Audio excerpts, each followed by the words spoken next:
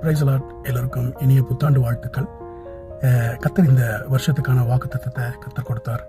December முழுவதும் அந்த வாக்குத்தத்தத்தை திரும்ப கர்த்தர் பேசினதுனால உறுதியாக இந்த 2026 ஆண்டுல இந்த வாக்குத்தத்தத்தை கர்த்தர் நிறைவேற்றுவார்.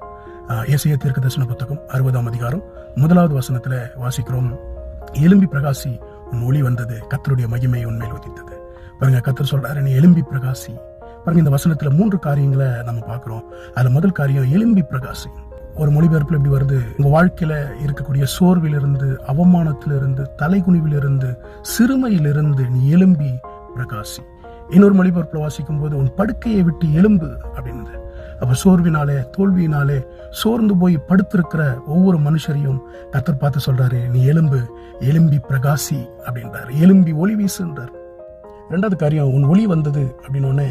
இவன் எழும்பி பிரகாசித்ததுனால அந்த ஒளி வந்துருச்சு அப்படின்னு நினைச்சேன். ஆனா அந்த வசனம் என்ன சொல்லுதுன்னா, உன் புதிய விடியல் வந்திருக்கிறது, உன் புது வாழ்வுக்கான விடியல் வந்திருக்கிறது, ஒரு புதிய துவக்கம் வாழ்க்கையில வந்திருக்குது, ஒரு புதிய ஆரம்பம் வாழ்க்கையில வந்திருக்குது.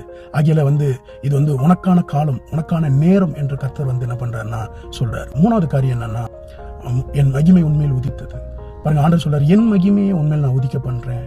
நான் ரொம்ப காலமா கேட்டதுன்னா, கர்த்தர் தான் மகிமை யாருக்கும் கொடுக்க மாட்டாரு, வசனம் சொல்றதுனால அந்த மகிமையை தரமாட்டார் அப்படின்னு நான் நினைச்சிட்டு இருந்தேன். ஆனா இந்த வசனத்தை சொல்றாரு, என் மகிமை உண்மையில் உதித்தது அப்படின்றாரு.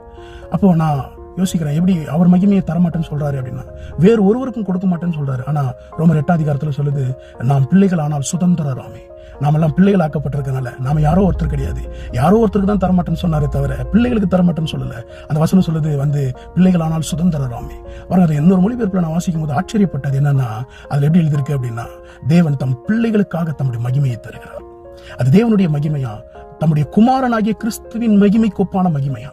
அப்ப பாருங்க, கர்த்தர் தம்முடைய மகிமையை எடுத்து நமக்கு தர்றார். மகிமைனா எவின்னு அர்த்தம், அதாவது கனமானது அப்படின்னு அர்த்தமா. அந்த வார்த்தையில, அந்த மூல வார்த்தையிலிருந்து அது வருதான்.